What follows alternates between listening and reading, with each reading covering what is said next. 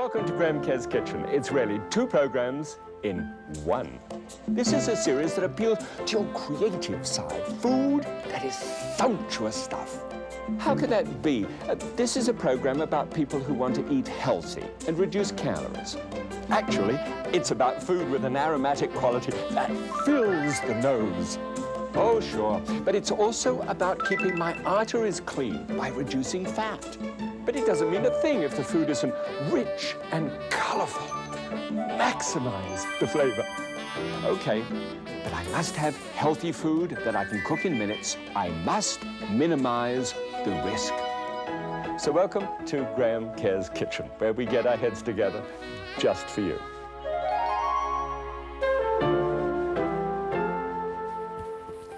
Welcome back once again. Tell you what, this time I've got nautical suspenders and tie on and all of that sort of thing for a very good reason. I'm going to create an island, actually a whole wonderful island in a parsnip sea. By the way, I don't know whether I'm saying anything I shouldn't do. I didn't look it up in the International Flag Registry. You might like to look it up as the program goes on and drop me a note, because I'd love to know. All right, we've been sending out other things that I'd love to know, and that is the individual food preference sheet. And as you must know by now, if you've seen one of these programs, we actually print one of these blank sheets right there in the book that goes with the series. And that way you get to know the kind of cooking methods and recipes that you really like, and those who you love in your family, what they really like. And this was mine. But I took one from a lady by the name of Tess Fields. Now, Tess Fields, let me introduce you to Tess. This is Tess. Tess is actually in the business of the herb. She actually has a herb farm. She loves the idea of good food, which is also healthy, and if it isn't healthy enough, well, it's got to be good. You know, she says that with strong emphasis. She likes to fiddle with food in a wonderful way. By the way, her ethnic background is American, until it peters out and she can't hear where she actually came from before that. Well, why not? You know, jolly good, Tess. Now, what we're going to do is look at some of your favorite foods. So I did an extraction from your plan and was fascinated by some of the things that you like. USA Northwest and French, especially sort of French. You sort of made it very clear that you like French food. And I always interpret that as on the creamy side, you know. Steaming is your #1 method of cooking. That's really unique, and I'm thrilled about that. Vegetables from your garden, well, you know, you have your own garden, come on.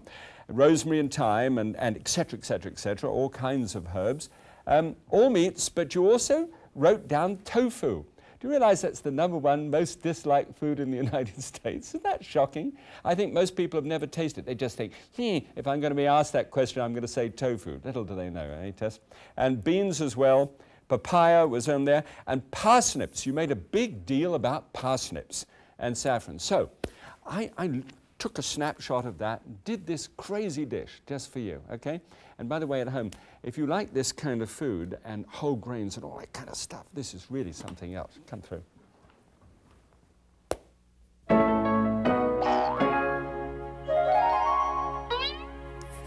Now, always what we do here is the, you know, springboard idea. So you bounce up and down on a basic idea and concept, do your own dive with your own ingredients into your own circumstances. So let's have a look at this first of all. This is my last book, and in that book I actually had an illustration which showed the basic 4 food groups that were these here. And it makes it look as if they're equal, and really they're not. And so just recently we've come out with what we call the food pyramid, and that's a brilliant idea. And what it does, it says that everything below the line there, below that line there, which is fruit, vegetables, whole grains, breads, and everything else, and like I'm going to do today, that should comprise about 2/3 of all the calories you eat. So if you're on 2,000 calories a day, that would be, say, you know, 1,300 calories. And then 700 calories would come from the top. So this is fat and oil and those things which we know about, the meats and the fish and all that stuff. So that goes on the top. So that actually makes up the food pyramid. Now, since all of that stuff at the bottom there is complex carbohydrate, I thought I'd show you some really complex carbohydrates. How about these? Look, this is millet. It used to come from North Africa where it's a staple. This is brown rice. That's the only grain with vitamin E in it. Wild rice here. This is quinoa. You might have heard of that. It's a fabulous new grain. It's actually related to spinach and to Swiss chard. This is pearl barley, and very good in very high fiber, soluble fibers. And this in the center is a wheat berry, and this is Bulgar wheat. Now, the really interesting thing is most of these take quite a long time to cook, except for the quinoa, which is very quick, as you'll see today, and also the Bulgar wheat, which is derivative. It's actually probably the first processed food in the whole history of the world, because they took wheat berries like that and cooked them and then spread them out to dry in the sun. And that was the Bulgar. You just pour water on top of it, and it just sort of resuscitates itself. Okay, so what I'm going to do is put all of those together. Now, what happens when you actually cook these is this. Each one of these grains absorbs the liquid in which it's placed. So obviously, if it's a seasoned liquid, you're going to get more value into the grain itself. So what I do, and I've just taken ordinary rice here, you season the water, you actually cook the rice, and you cook it about halfway through. And then you put it into a sieve on the top like this, and then let it steam. Now, in that second, so if you actually tasted it in the first part, you would taste it and bite a little piece, and it'd be very crisp. But once you've steamed it and you've placed a lid on the top to contain the steam on it there, each one of those little grains becomes puffy and separate and wonderful, So this time, just think of this technique and using lots of grains in a dish, and I'll show you how you can get to that real 2/3 of carrots from the bottom of the pyramid. Okay, ready? Okay, let's see what's on the menu today. Today on Graham Kerr's Kitchen, whole grain island on a parsnip sea. 5 whole grains steamed over rosemary, served on creamy parsnip and saffron sauce. All right, Tess, well now, you thought the parsnip that your neighbor was cooking was weird, and you let it go 2 years before having a go at it. Now, let's show how it actually gets fitted in. This is a parsnip, you guys. A parsnip that is a good parsnip is like this one. It's like a large carrot, if you will, with a bit more bulbous around the shoulder. And you peel it just exactly the same way that you peel a carrot. But you could, by chance, get one this big. If you get one this large, there is a problem with it. And I mean, it's very good flesh, but you're going to have to do some throwing away. And the throwing away part is this heavy core in the center. It really doesn't cook at the same temperature as the rest of it does. So if you follow the outline of the core in there, never cut towards you, and just follow it down like that, and then just break the outside part away from it, you'll find that this does perfectly well. It's the outside part that you'd use. Now, basically, come on, buy little parsnips rather than big ones. That's the big score. Okay, so when it's been actually trimmed, you might want to know what it tastes like, which is going to taste sweet. So I'm going to tell you that. It's a sweet, there's no sweet, nutty, I love it. It's great stuff. 1 teaspoonful only of oil. 1, 2. There's the 2 little things. This is quite hot at the moment. And just drop in a pound of parsnips. That's a pound that you weigh in after they've been peeled, all right? So just about a pound, 2 or 3 ounces like that. That should do it. Now, nice and hot, because of the sugar content in the parsnip stuff, get back in there, you'll find that it browns up beautifully, and that's what I want to do. I want to brown the thing in order to be able to get that kind of caramel, sugary taste involved at the same time. Okay. Now, here is just a couple of sprigs of rosemary, all right? Now, rosemary grows wonderfully all year round, so there's no excuse for this. Well, of course, how would you have me tell you there's no excuse? That's a ridiculous thing to say, you know. If you don't want to grow it, fine. You want to buy it, it's expensive. Grow it.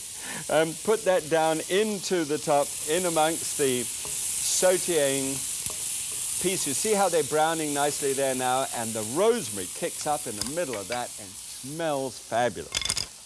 Piece of muslin, and let's see how we go here. Now we have to create a muslin bag full of flavor. And for this, I just want to do some bruising. So I don't want to pound that completely, but I want to make sure that 3 cloves of garlic are broken open so that I can get lots of value out of it. Now, inside this piece of muslin, I've got a couple of bay leaves here, and 3 or 4 pieces of thyme, and you can use dried thyme instead, or dried rosemary. Rosemary does well as well when it's dried. And 4 pieces of rosemary. As you can see, lots and lots of aromat.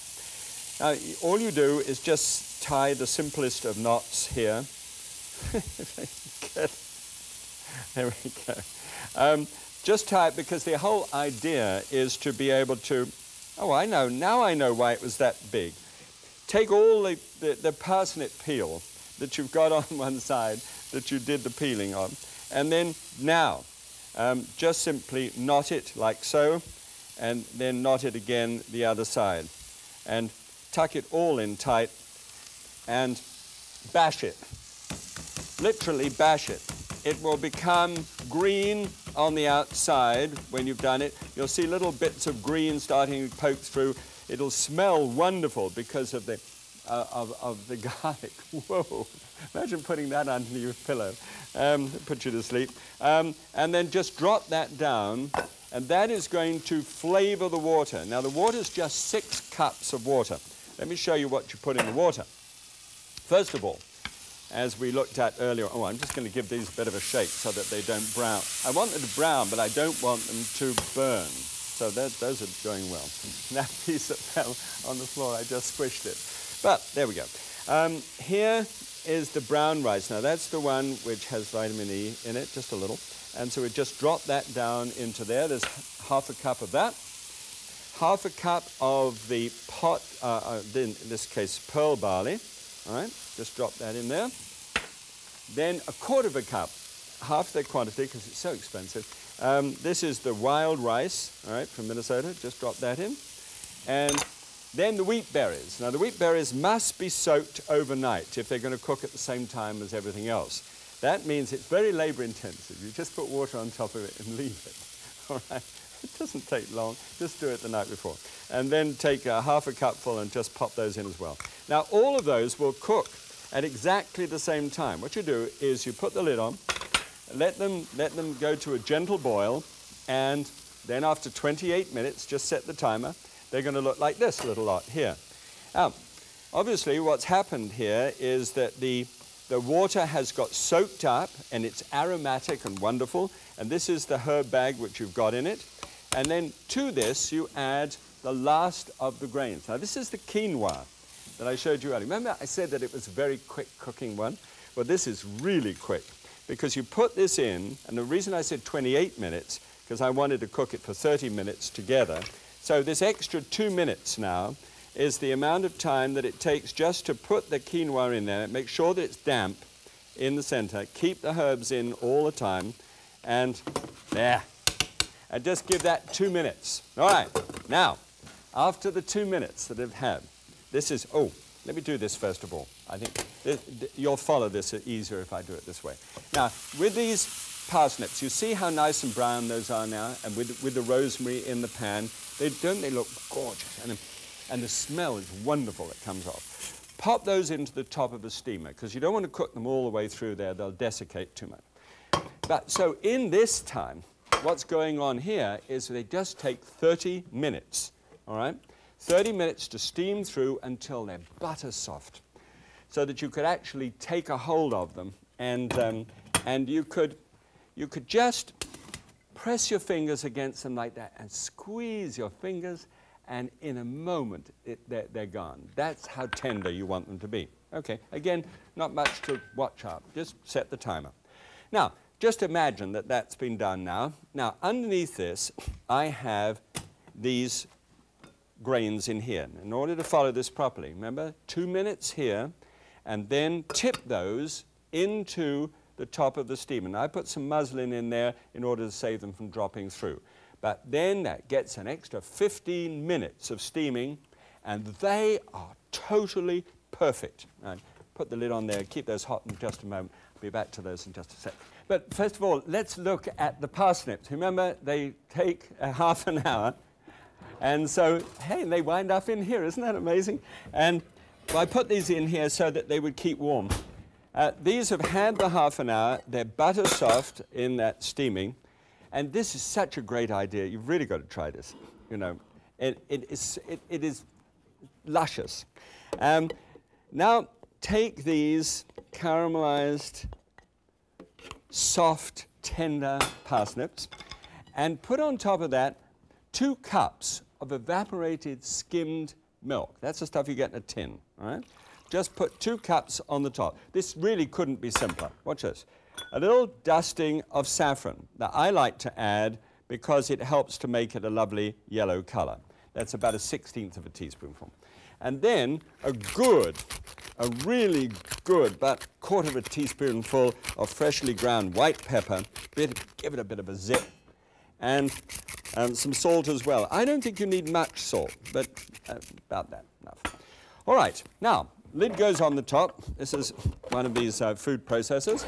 And then you just turn that on, and you let the thing whiz around. Now, it whizzes until it goes to the most incredible creamy mix you've ever seen. Here, let's get back to these grains again. You just lift these out, and they're so perfect. You look, by steaming, they don't get waterlogged, you see, and you don't have to worry about them catching on the bottom. You can leave them on the top here to be able to come out perfectly. Great. Now, forgive me if I don't do all of that. Put 2 cups of peas onto that, and just turn those peas into that boiling hot rice. That will take those peas, although those peas are just defrosted from frozen, they'll do just wonderfully. And a tablespoonful of lemon juice over the top, just to kick it off and make it feel good.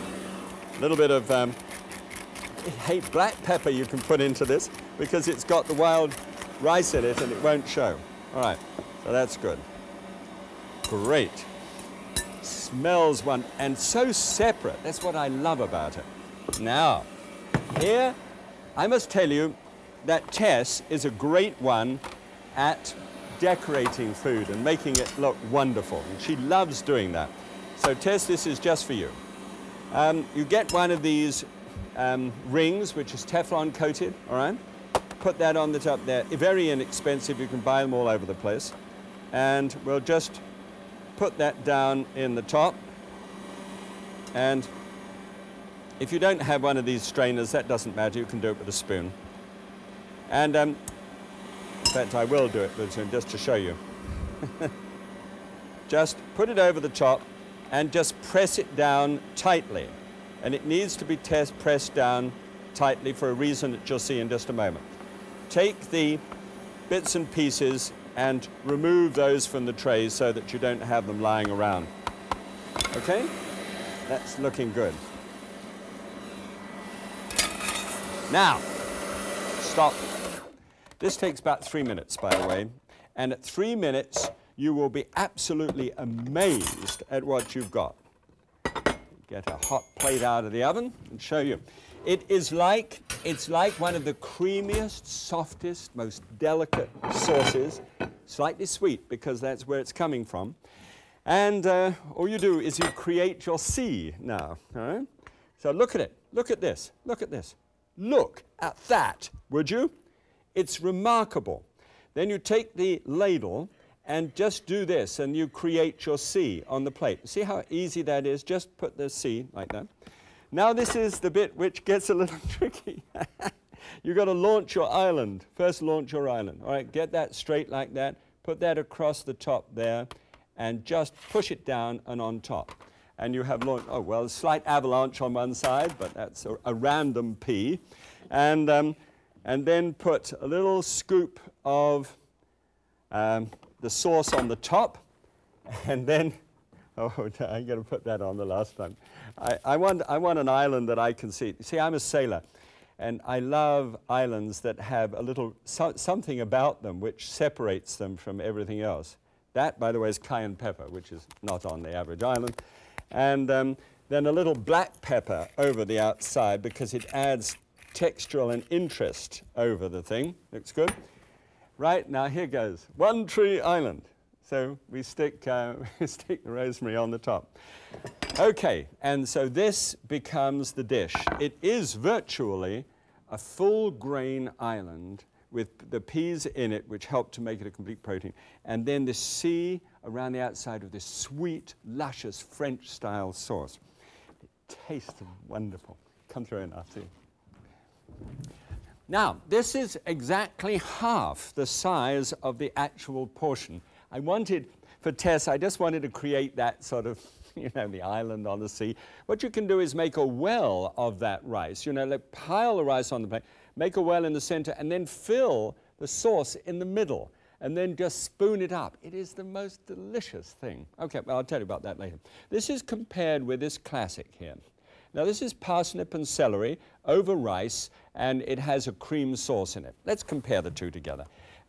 There's 555 calories in the classic. We go up a bit here, 652, because we're putting an awful lot of grains into this dish. Fat is 24. Now, that's where the calories are coming from in the classic. In this case, we only have 6 grams of fat in total, and only 1 in saturated fat compared with 15, which means the total of this dish is 8% of calories from fat, extremely low. Cholesterol is only 5, sodium only 472, and carbohydrate, of course, is way up because that's what we're doing. The bottom of the pyramid, 128. See how it tastes. Now, I love this. I mean, I got so excited about this. When I ate this for the first time, I put it in my mouth, my eyebrows disappeared.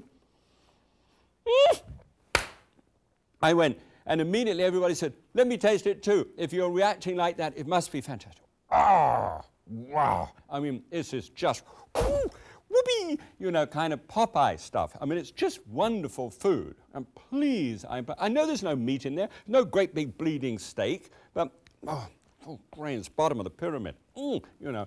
So 8%. Anyway, apart from that, it's jolly good. That's what this says, jolly good, eat up. Please try it. Just take that book and simply make out your food preference sheet for your own family, and then think of putting these techniques to play, okay? God bless. Oh, thanks so much. Don't forget, springboarding, that's the name of the game.